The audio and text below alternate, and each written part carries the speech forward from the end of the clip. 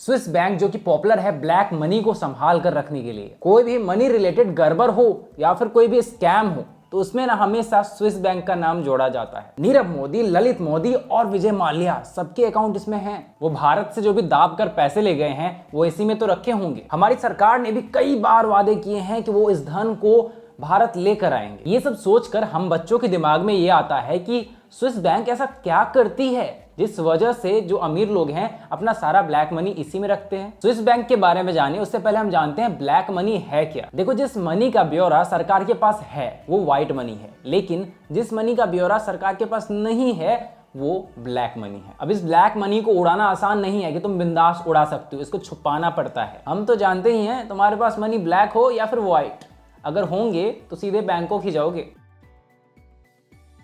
खैर, मुद्दे से भटक रहे हैं। देखो, ये जो ब्लैक मनी होता है इसको छुपाने के लिए एक टेक्निक लगाया जाता है जिसको मनी लॉन्ड्रिंग कहते हैं। और मनी लॉन्ड्रिंग के लिए एक मोस्ट फेमस जगह स्विस बैंक भी है। दोस्तों, इस बैंक को जो चीज इतना ज्यादा सेफ बैंक बनाती है वो है इनके स्ट्रिक्ट रूल्स। स्विट्जरलैंड के लॉज के अनुसार ये अपने बैंक के अकाउंट होल्डर्स की कोई भी डिटेल्स शेयर नहीं करते, और अगर करते हैं तो इससे उनको 5 साल तक सजा भी हो सकती है। इन लॉज से उन लोगों का दिल गार्डन गार्डन हो गया जो कि ब्लैक मनी वाला जलील धंधा करते हैं। अब ये ब्लैक मनी जमा करते हैं और स्विस बैंक में जाकर ट्रांसफर कर देते हैं, और स्विट्जरलैंड की करेंसी भी काफी स्टेबल है तो काफी फायदा है इनको। ये सिर्फ ब्लैक मनी के लिए फेमस नहीं है, जो कंट्रीज अनस्टेबल होते हैं या फिर जिनके बैंक क्रेडिटेबल नहीं होते वो भी इसमें जमा करते हैं। क्यों? क्योंकि स्विस बैंक की करेंसी स्टेबल है और इसकी लिक्विडिटी काफी ज्यादा है। इनफैक्ट अगर आपने 2013 में पैसे जमा किए होते अकाउंट बनाकर तो 2025 तक जाते जाते आपका जो पैसा होता है वो डबल हो जाता है। इनके यहाँ निगेटिव इन्फ्लेशन होती है। भैया, हम जैसे शरीफ लोग जो हैं वो क्या करें, उनके पास तो कोई ब्लैक मनी है ही नहीं।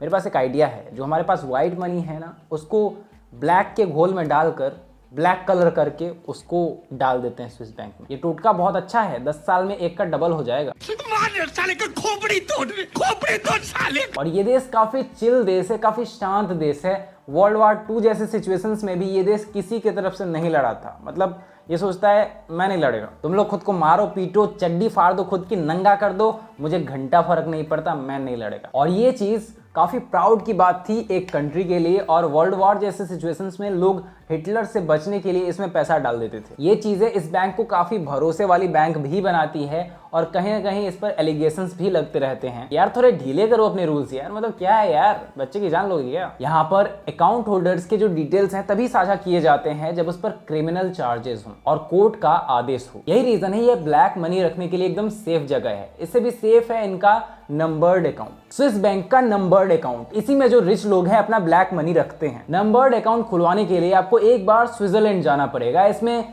नाम की जगह कोड का इस्तेमाल होता है। बैंक के टॉप लोगों को ही इसके बारे में पता होता है कि उन अकाउंट्स में क्या चल रहा है। अब इसका मतलब ये नहीं कि कोई भी मुंह उठाकर चला आएगा और उसका अकाउंट बन जाएगा। प्रॉपरली जांच होती है, मनी लॉन्ड्रिंग, टेररिस्ट फाइनेंसिंग सबकी जांच होती है। प्रॉपर वेरिफिकेशन के बाद आपका अकाउंट खुलता है। और जब आपका अकाउंट एक बार खुल जाता है स्विस बैंक में, तब पूरी तरह से उसको सिक्योर रखने की जिम्मेदारी उनकी होती है। आपकी आइडेंटिटी किसी भी कीमत पर रिवील नहीं की जाती। इवन जो एम्प्लॉयज होते हैं जो चेक कर रहे होते हैं उन्हें भी आपकी आइडेंटिटी पता नहीं होती। जब नंबर अकाउंट आप खुलवाते हो तो आपको चेकबुक भी नहीं दिया जाता, क्योंकि चेकबुक से आपके लेन देन की पूरी डिटेल्स निकाली जा सकती है। इस नंबर्ड अकाउंट को मैनेज करने के लिए आपका एनुअली खर्चा आता है 20 से 25 हजार, करीब $300। स्विस बैंक की तरफ से बस आपको एक ट्रैवलर चेक मिलता है जो कि स्विस बैंक खुद इशू करता है, और उसमें अमाउंट और जानकारी होती है जिसे आपको करेंसी की तरह यूज करना होता है। ये बैंक अपने स्पेशल कस्टमर्स के लिए बंकर्स भी देता है, जिसे सीक्रेट बैंक वॉल्ट भी कहते हैं। इसमें काफी स्टोरेज होती है जिसमें लोग दुनिया से छिपा कर सिल्वर, गोल्ड, मनी जो भी रखना है उनको रख सकते हैं। ये सिर्फ उनके लिए होता है जो कई तरह के सिक्योरिटी क्लियरेंस दिए होते हैं। ऐसे बंकर्स जो पहले मिलिट्री बंकर्स थे और उनको स्विस बैंक ने खरीद लिया, और वहां तक पहुंचने के लिए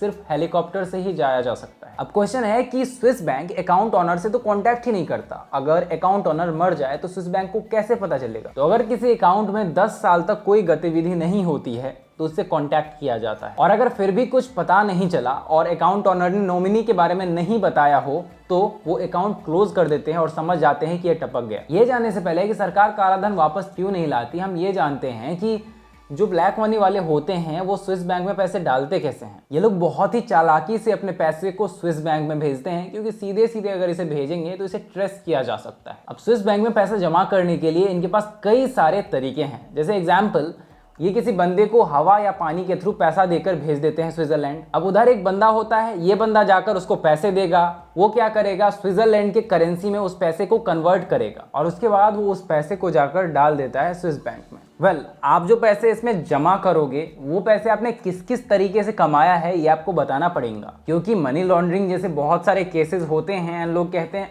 स्विस बैंक का काम है, तो इस वजह से इन्होंने अपना रूल्स जो है थोड़ा हार्ड किया है। आप बात करते हैं ब्लैक मनी जो कि इंडिया से बाहर गई है, वो सरकार वापस क्यों नहीं ला रही, क्योंकि ये जो पैसा है छोटा मोटा अमाउंट तो है नहीं, 300 लाख करोड़ है। अगर ये पैसा इंडिया आ जाए तो इंडिया की गरीबी खत्म हो जाएगी, ये इंडिया के जीडीपी से 2 गुना है। तो भारत सरकार ने स्विट्जरलैंड के साथ एक इंफॉर्मेशन एक्सचेंज का सिस्टम बनाया है, जिसके अनुसार जो अकाउंट होल्डर्स हैं उसकी जानकारी उनको स्विस बैंक देगा। 4 लिस्ट आई 2019, 20, 21, 22 में। इसमें काफी बातों का खुलासा हुआ, जैसे कि नाम, account balance, address, tax identification number. लेकिन इससे कोई फायदा नहीं, क्योंकि ये बस टैक्स पर्पस के लिए था, इसे सीबीडीटी के पास रखा जाता है। लिस्ट तो आ गई थी लेकिन इसको पब्लिक नहीं किया जा सकता था, और जो इंडियन सिटीजन्स के रूप में अपना अकाउंट खुलवाए थे स्विस बैंक में, उन्हीं की लिस्ट आई थी और इसमें उनका नाम नहीं था जो कि दूसरे देशों से अपना अकाउंट ऑपरेट कर रहे थे। एक्सपर्ट्स मानते हैं ये डेटा बेकार का है, ये सारा डेटा जो है लीगल डेटा है। ब्लैक मनी वाले उन लोगों के बारे में नहीं बताया गया है जो कि अलग अलग देशों से अपना अकाउंट ऑपरेट कर रहे हैं। दोस्तों, ये जो स्विस बैंक वाले हैं ना,